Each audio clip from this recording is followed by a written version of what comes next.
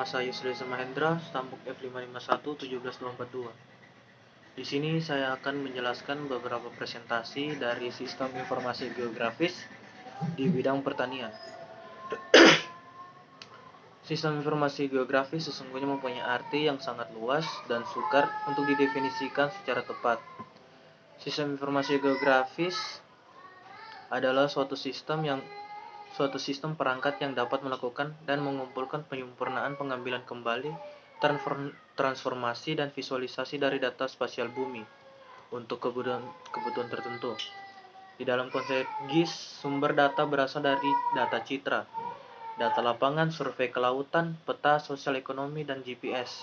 Kemudian diolah di laboratorium atau studio GIS dengan software tertentu dengan kebutuhannya untuk menghasilkan produk berupa informasi yang berguna.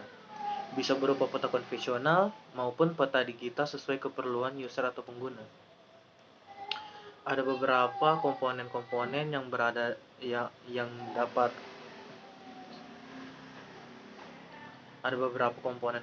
dalam GIS, yaitu yang pertama adalah perangkat keras atau hardware. Perangkat keras pada GIS adalah perangkat-perangkat fisik yang merupakan bagian dari sistem komputer yang mendukung analisis geografis dan pemetaan. Perangkat keras GIS mempunyai kemampuan yang menyajikan citra dan resolusi kecepatan yang serta mendukung operasi basis data dengan volume data yang besar secara cepat. Perangkat GIS terdiri dari beberapa bagian untuk menyimpan data, mengolah data, mencetak hasil proses. Sebagai berikut ini adalah prosesnya. Untuk yang pertama, input data, yaitu mouse digitizer dan scanner. Yang kedua itu olah data, yaitu hard disk, prosesor, RAM, dan VGA card. Dan yang ketiga adalah output data, yaitu plotter, printer, dan screening. Yang kedua adalah perangkat lunak atau software. Software atau perangkat lunak digunakan untuk melakukan proses penyimpanan, analisa, memvisualisasikan data-data, baik data spasial maupun non-spasial. Perangkat lunak ini yang harus terdapat dalam komponen software GIS adalah alat komunikasi yang memasukkan dan memanipulasi data GIS, database management, alat yang menghasilkan data-data, dan alat untuk menampilkan data dan hasil analisa. Yang ketiga ada manusia. Entitas sumber data manusia mengoperasikan sistem informasi geografis manusia.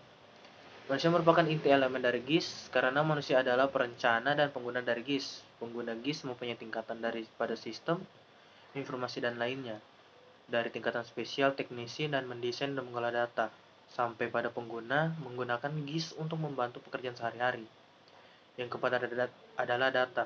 Data merupakan data spasial bereferensi dari keruangan dan kebumian yang akan diolah. Pada prinsipnya ada dua jenis data yang mendukung GIS, yaitu data spasial, yaitu gambaran nyata suatu wilayah terdapat dalam permukaan bumi. Umumnya dipresentasikan berupa grafik, peta dengan format digital, disimpan dalam bentuk koordinat X dan Y, atau sama dengan vektor, dalam bentuk image, raster, dan yang memiliki nilai tertentu. Dan yang kedua adalah data non-spasial atau atribut. Adalah data yang berbentuk tabel, di mana tabel tersebut berisi informasi-informasi dimiliki oleh objek data spasial. Data tersebut berbentuk data tabular yang saling berintegrasi dengan data spasial yang ada. Dan yang kelima adalah metode. Metode yang digunakan dalam GIS akan berbeda untuk setiap permasalahannya. GIS baik tergantung pada aspek desain dan aspek realnya. Selanjutnya adalah GIS dalam bidang pertanian. Pemanfaatan GIS dalam bidang pertanian sekarang ini banyak didukung oleh kemajuan teknologi, dirgantara menghasilkan berbagai citra di muka bumi dengan resolusi tinggi serta mudah diakses oleh setiap orang, seperti foto udara dan citra satelit yang mampu menampilkan secara detail vegetasi penutup tanah. Pemanfaatan GIS dalam bidang pertanian pada umumnya diperlukan beberapa data.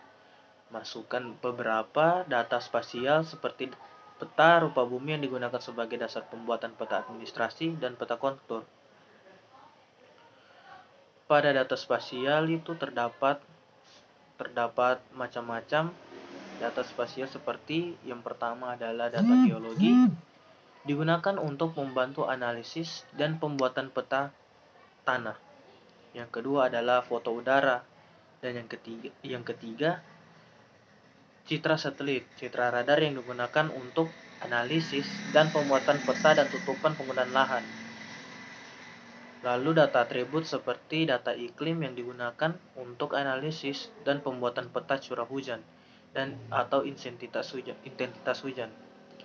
Yang kedua adalah data sosial penduduk yang digunakan untuk analisis dan pembuatan peta sebaran penduduk atau petani.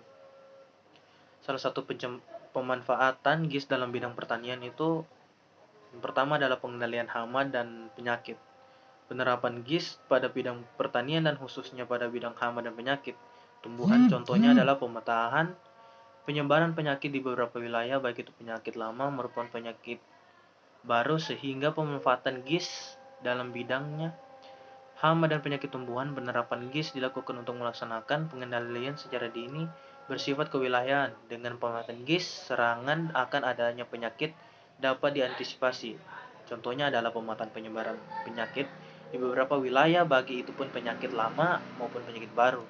Sehingga dengan pemanfaatan GIS dapat dilakukan pencegahan dalam bidang hama maupun penyakit tumbuhan. Penerapan GIS dapat dilakukan untuk melaksanakan pengendalian secara dini yang bersifat kewilayahan. Dengan pemanfaatan GIS, serangan akan adanya penyakit dapat diantisipasi. Selanjutnya adalah fitur-fitur pemanfaatan GIS dalam bidang pertanian. Yang pertama adalah erosi tanah. Dalam erosi tanah itu terdapat data curah hujan yang hariannya selama 5-10 tahun terakhir.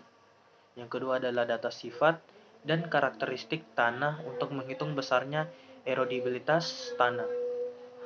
Yang ketiga adalah data tindakan konversasi tanah yang sudah atau sudah dikerjakan pada bidang lahan yang dikaji.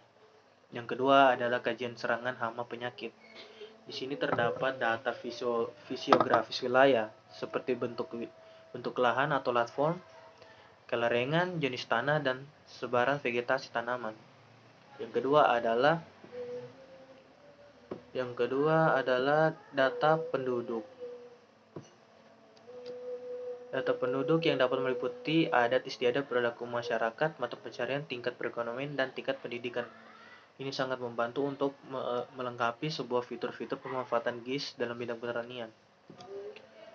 Selanjutnya adalah kelebihan dari GIS dalam pertanian. Yang pertama, tidak memerlukan ruangan yang besar. Dalam kata lain, penggunaan GIS dapat menghemat tempat. Yang kedua adalah akses informasi yang cepat dan mudah. Artinya selain menghemat tempat, GIS juga dapat menghemat waktu yang tidak rumit. Yang ketiga adalah data spasial dan tekstual yang dikerjakan lebih dari satu layer. Yang keempat adalah sumber daya manusia atau SDM untuk melakukan pengolahan data tidak terlalu banyak sehingga menghemat jumlah pekerja pula. Dan yang kelima adalah data akses dan dibawa kapanpun dan dimanapun. GIS tidak terbatas ruang dan waktu. Selanjutnya dan terakhir adalah kekurangan dalam GIS di bidang pertanian. Yang pertama, karena GIS termasuk sistem informasi dengan teknologi modern, maka sumber daya manusia yang digunakan harus menguasai teknologi komputer. Yang kedua, teknologi yang terus berkembang seiring perkembangan zaman, sehingga jika tidak mengikuti perkembangan, maka jelas akan tertinggal, serta karyawan yang diperlukan harus selalu mengetahui ilmu terbaru. Yang ketiga adalah biaya yang dikeluarkan relatif mahal, karena memang GIS termasuk teknologi yang modern, tetapi seimbang dengan manfaat yang didapat. Yang keempat, keterbatasan jumlah dan tingkat kemampuan sumber daya manusia atau SDM yang menguasai teknologi, sehingga cukup sulit mencari karyawan yang mampu mengoperasikan GIS. Dan yang kelima adalah format data dan standar file yang beragam. Ya, sekian dari saya, itulah penjabaran tentang sistem informasi geografis di bidang pertanian. Sekian dari saya, terima kasih. Wassalamualaikum warahmatullahi wabarakatuh.